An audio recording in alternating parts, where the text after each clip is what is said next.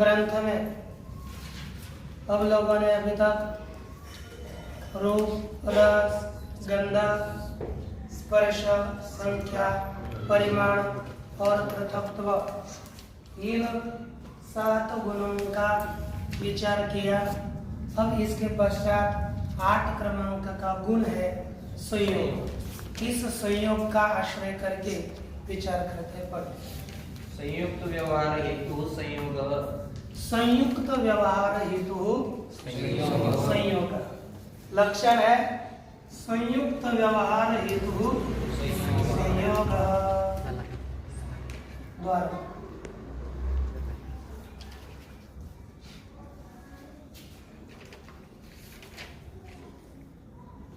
अब देखो संयुक्त व्यवहार है। संयुक्त इस प्रकार का जो व्यवहार, उस व्यवहार का हेतु संयोग है।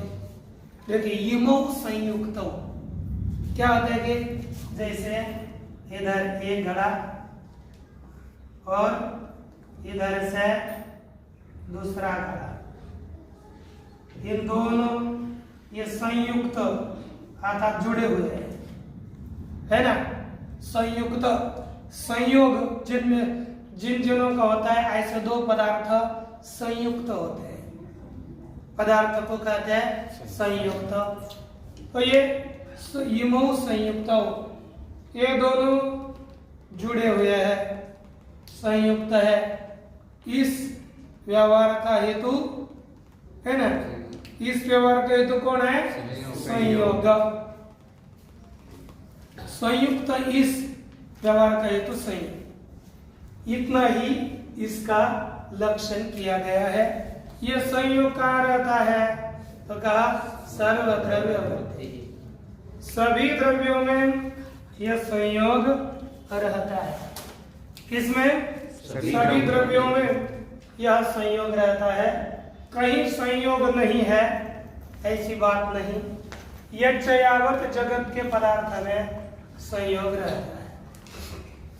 आगे पदकृत्य एवं संयुक्तौ इति यो व्यवहारः तस्य हेतु संयोग इत्यर्थः। है ना, ये दोनों संयुक्त हो गए, ऐसा जो व्यवहार, इस व्यवहार का हेतु संयोग है।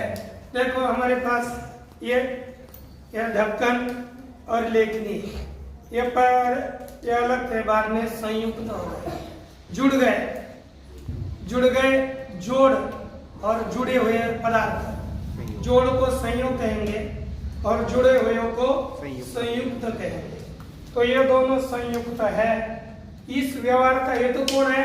संयोग। ये इनमें परस्पर में संयोग हुआ तभी ये दोनों संयुक्त है, ऐसा व्यवहार होता है। तो इमो संयुक्त, इस व्यवहार का जो हेतु उसे संयोग कहते हैं। आगे पदकृत्य दंडादि वारणाय संयुक्त व्यवहारेति। यदि हम करेंगे पहले जैसा है, हेतुत्वम, क्रम से चलेंगे एक एक पद का। केवल लक्षण क्या करेंगे? हेतुत्वम संयोगस्य लक्षणम। कस्य लक्षणम? हेतुत्वम संयोगस्य लक्षणम। इतना एतावदेव यदि लक्षणं कुर्मः तदा कुत्रापि व्याप्तिः? तदा परमाणुवादो अतिव्याप्तिः। क्योंकि परमाणु हेतु है ना, परमाणु अतिव्याप्ति, क्योंकि परमाणु भी कौन है? हेतु है। तो उनमें अतिव्याप्ति होती है। उसका वारण करने के लिए क्या पद देंगे? व्यवहार। क्या पद देंगे? व्यवहार। तो क्या लक्षण होगा? व्यवहार हेतुत्वम। कस्य लक्षणम? संयोगस्य लक्षणम। यदि हम ये लक्षण करेंगे तो अब परमाणु में अतिव्याप्ति नहीं होगी। क्यों नहीं होगी? क्योंकि परमाणु ये पदार्थों का द्विणुक, त्रिणुक इत्यादि का हेतु है। व्यवहार का हेतु परमाणु से कोई व्यवहार नहीं हो सकता। इसलिए उसमें अतिव्याप्ति वारण करने के लिए क्या पद दिया? व्यवहार ही व्यवहार।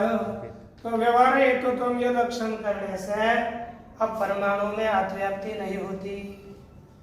ठीक, अभी व्यवहार हेतु तुम इतना ही लक्षण करेंगे तो अब किसमें अतिव्याप्ति होती है? दंडादो। व्यवहार हेतु तुम इतना लक्षण करेंगे तो दंडादो अतिव्याप्ति। इसमें दंडादो अतिव्याप्ति होती है क्योंकि दंड भी ताड़नादि व्यवहार का हेतु है। इसलिए व्यवहार हेतु तो इतना लक्षण करने पर दंडादियों में अतिव्याप्ति होती है। उसका वारण करने के लिए हमें क्या पद देना पड़ेगा? संयुक्त। क्या पद देना पड़ेगा? तो लक्षण क्या बन जाएगा? संयुक्त व्यवहार हेतुत्वम। क्योंकि संयुक्त इस व्यवहार का हेतु कौन है? केवल संयोग है, दंड नहीं है। तो लक्षण बन गया। पुनः दंडादो अतिव्याप्ति वारणाय संयुक्तेति। संयुक्त व्यवहार हेतुत्वम कस्य लक्षणम? संयोगस्य लक्षणम। लेकिन इतना भी करेंगे, संयुक्त व्यवहार हेतुत्वम इतना लक्षण करने पर भी अतिव्याप्ति होती है कालादि। क्योंकि काल भी सभी का कारण है, तो संयुक्त इस व्यवहार का भी कारण है। कालादियों में अतिव्याप्ति होगी तो काल में हो गए कालादो अतिव्याप्ति ही। उस अतिव्याप्ति का वारण करने के लिए क्या पद देना पड़ेगा? असाधारण। क्या पद देना पड़ेगा? तो क्या लक्षण होगा? संयुक्त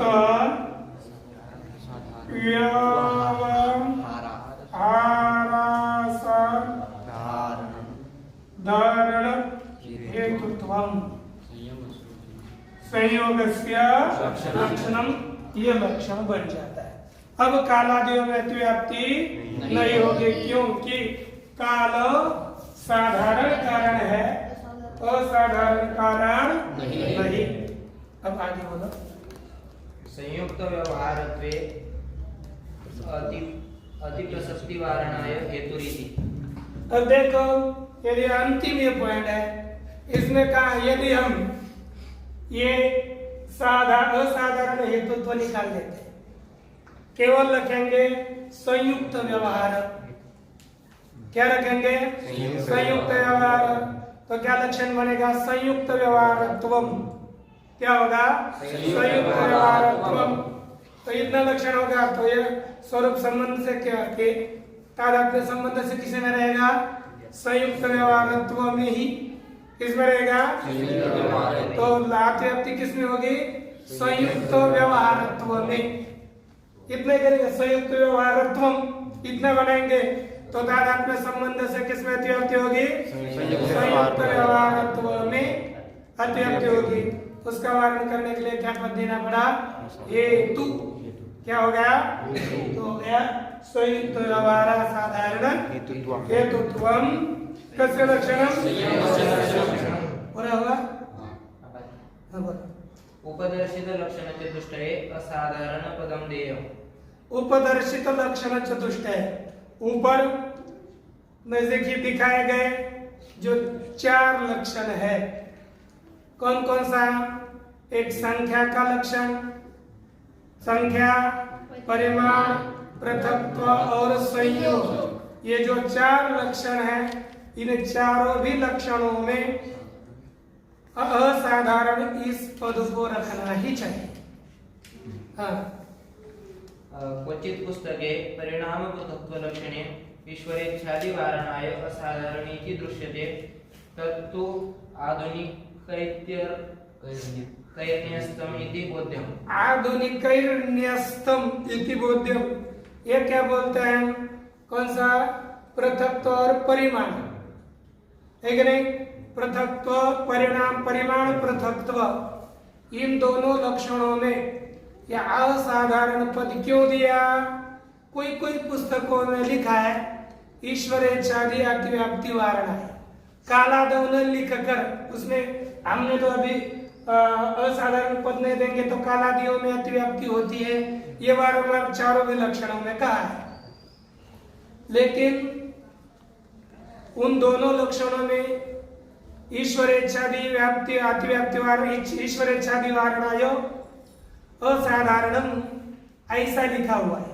ईश्वरेच्छादियों में अतिव्याप्ति वारण करने के लिए असाधारण पद दिया है, ऐसा कोई कोई लोगों ने लिखा है।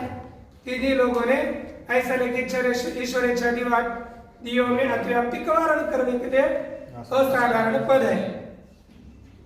लेकिन वह जो आधुनिक नैयायिक है ना अभी के, उन्होंने वहां पर लिखा है, डाला है, ऐसा समझना चाहिए।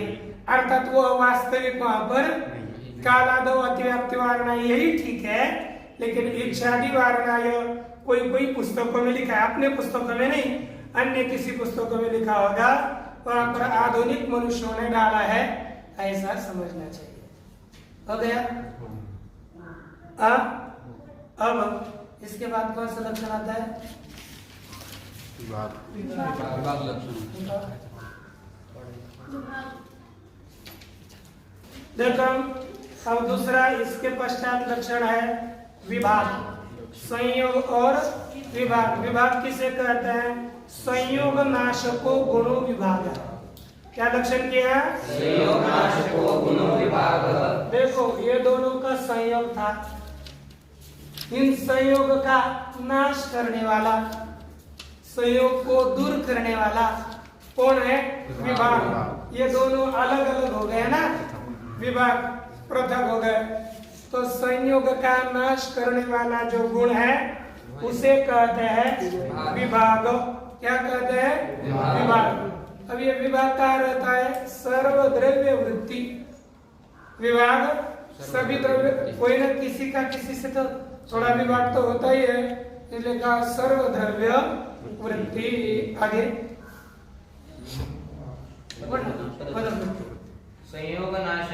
संयोग नाश जनक इत्यर्थ। यहाँ पर पद क्या दिया? संयोग नाशक। क्या पद हो गया? संयोग नाशक गुणो विभाग। यह संयोग नाशक, नाशक पद का अर्थ है नाशजनक। नाशक पद का अर्थ क्या है? नाशजनक। संयोग नाशजनक क्या बनेगा? इसका अर्थ है संयोग नाशजनक गुण विभाग।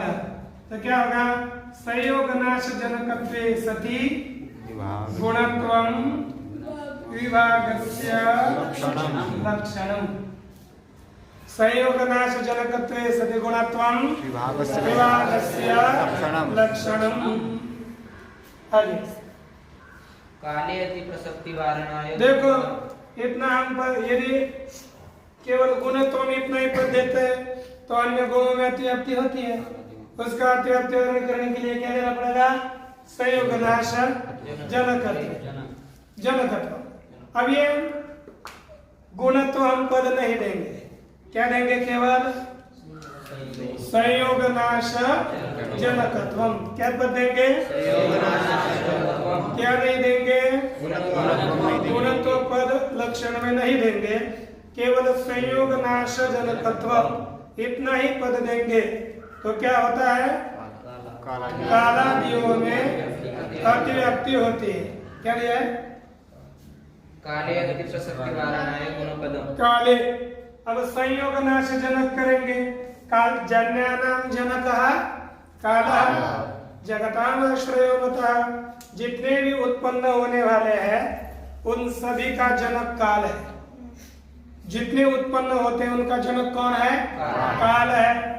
इसीलिए यह संयोग का जो नाश उसका जनक भी काल है ही है। तो काल में अतिव्याप्ति होती है, उसका वारण करने के लिए क्या दिया? गुण पद दिया। तो क्या हो गया? संयोग नाश जनकत्वे सते गुणत्वम। अब देखो इतना लक्षण किया, संयोग नाश जनकत्वे सति गुणत्व। और एक ध्यान में रखो, ईश्वर की इच्छा, ईश्वर की इच्छा, इच्छा गुण है कि नहीं? इच्छा गुण में आते हैं, और ईश्वर की इच्छा सबका कारण है,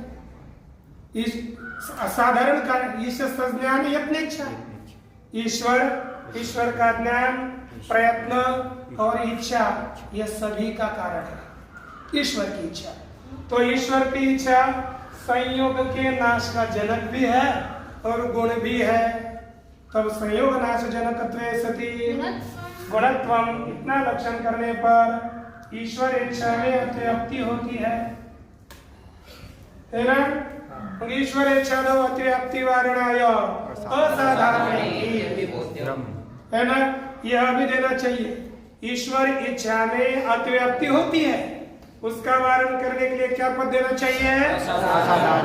असाधारण, यह पद भी देना चाहिए। तो क्या लक्षण होगा? संयोग नाश साधारण जनकत्वे सति गुणत्वम विभागस्य लक्षणम, ये लक्षण करेंगे। तो अब देखो, यह जो ईश्वर की इच्छा है वह संयोग के नाश का जनक तो है, लेकिन कैसा कारण है? साधारण कारण है, असाधारण कारण नहीं, इसलिए उसमें अतिव्याप्ति अब नहीं होगी। तब इतना ध्यान में आ गया ना? यहाँ तक हमने देखा, यदि केवल गुणत्व लक्षण प्रारंभ में करेंगे तो अन्य गुणादियों में अतिव्याप्ति होती है, उसका वारण करने के लिए क्या पद दिया? संयोग नाश जनकत्व, है ना? संयोग नाश जनकत्व करेंगे तो अन्य गुणों, कोई भी गुण संयोग का नाश जनक नहीं है, केवल संयोग नाश जनकत्व पद दिएंगे तो अन्य गुणादियों में अतिव्याप्ति का वारण होगा। तो पूर्व पक्षी क्या कहेगा अपना? फिर आप तो संयोग नाश जनकत्व इतना ही पद दीजिए, फिर गुणत्व क्यों दे रहे हो? गुणत्व पद व्यर्थ है, उसके देने की आवश्यकता नहीं। तो कहा केवल संयोग नाश जनकत्व दे दो। तो संयोग नाश जनकत्व इतना ही पद देने पर कालादियों में अतिव्याप्ति होती है, क्योंकि काल सभी का कारण है, तो संयोग के नाश का भी कारण है, तो उसमें अतिव्याप्ति होती है। उसका वारण करने के लिए हमको गुण पद देना ही पड़ेगा। तो क्या लक्षण हुआ? संयोग नाश जनकत्वे सति गुणत्वम, इतना लक्षण हुआ। तो पुनः पूर्व पक्षी कहेगा कि महाराज संयोग नाश जनकत्वे सति गुणत्वम, इतना लक्षण करने पर ईश्वर इच्छा में अतिव्याप्ति होती है, क्योंकि सबका जनक है ईश्वर इच्छा और गुण भी है। तो संयोग नाश जनकत्व ईश्वर इच्छा में है और गुणत्व भी ईश्वर इच्छा में है, इसलिए उसमें अतिव्याप्ति होती है, अतिव्याप्ति होती। तो इसके अतिव्याप्ति का से लक्षण हुआ, तो सिद्धांत ने कहा उसमें अतिव्याप्ति का वारण करने के लिए हमको साधारण पद देना पड़ेगा। तो साधारण पद देने पर असाधारण पद देना पड़ेगा, तो लक्षण होगा संयोग नाशा साधारण जनकत्वे सति गुणत्वम, यह विभागस्य लक्षणम, यह विभाग का लक्षण हुआ। अब इस अवस्था में पुनः पूर्व पक्षी बोलता है महाराज असाधारण पद देने पर गुणत्व पद देने की आवश्यकता नहीं, क्योंकि असाधारण पद से ही काल की काल में हुई अतिव्याप्ति का वर्ण होता है, और इच्छा में ईश्वर की इच्छा में हुए अतिव्याप्ति का वर्ण होता है। तो फिर गुण पद तो व्यर्थ ही है ना, है कि नहीं? तो ये कहता है ननु ननु असाधारण पदोपादाने गुणपदस्य वैयर्थ्य स्यात्, है कि नहीं? ननु असाधारण पदोपादाने गुणपदस्य वैयर्थ्यम स्यात् इति, बस, है ना? अब ये क्या कहता है? ननु शंका के लिए ननु होता है, असाधारण पदोपादाने, असाधारण पद का उपादान ग्रहण करने पर अथवा असाधारण पद देने पर गुण पद व्यर्थ ही है, क्योंकि असाधारण पद से ही काल में होने वाले अतिव्याप्ति का और ईश्वर इच्छा में होने वाले अतिव्याप्ति का वारण हो जाता है। तो गुणपद व्यर्थ है, क्योंकि आपने गुणपद किसके लिए दिया था? काल में हुए अतिव्याप्ति का वारण करने के लिए दिया था, तो उसका वारण तो साधारण पद से होता है, तो गुणपद व्यर्थ है इति शंका। चेत यदि ऐसी शंका हो तो न, ये आपका कहना ठीक नहीं। आगे क्रियायामति प्रसक्ति वारणाय तस्यापि आवश्यकत्वात्। यह उत्तर देते देखो, यद्यपि काल में हुई अतिव्याप्ति का वारण करने के लिए गुणपद की आवश्यकता नहीं है, लेकिन देखो यदि क्रिया होगी, दो घट है, दो घट है, ये दो घटों में यदि क्रिया हो जाएगी और दूर हटेंगे तभी तो उनका विभाग हो जाएगा। जैसे दोनों अब संयोग है, इसमें पहले क्रिया हो गई हाथ की जन्य, इन दोनों में क्रिया हो जाएगी, ये हिलेंगे तभी ना, क्रिया होने के बाद ही ये दोनों अलग होंगे, संयोग का नाश होगा। तो यह क्रिया भी संयोग नाश जनक है, और संयोग नाश का असाधारण कारण है। संयोग नाश का असाधारण कारण कौन बने? क्रिया। क्रिया संयोग नाश का असाधारण कारण भी है कि नहीं? इसलिए उसमें अतिव्याप्ति हो गई, तो उसमें क्रिया में हुई अतिव्याप्ति का वारण करने के लिए हमें गुण पद देने की आवश्यकता है, क्रिया गुण नहीं है। इसलिए कहा उसमें यह जो आपका गुण पद है, यह गुण पद से क्रियायाम अति प्रसिद्धि वारणाय गुण पद से भी आवश्यकत्वात्, क्रिया में हुई जो अतिव्याप्ति, उस अतिव्याप्ति का वारण करने के लिए गुण पद की भी आवश्यकता है। अर्थात यही हमारा जो लक्षण बनाया हुआ है, संयोग नाशा साधारण जनकत्वे सदे गुणत्वम विभागस्य लक्षणम। संयोग के नाश का असाधारण कारण होते हुए जो गुण है वही विभाग है। इस तरह से विभाग और संयोग इन दोनों का आज विचार किया, आगे के गुणों का कल विचार।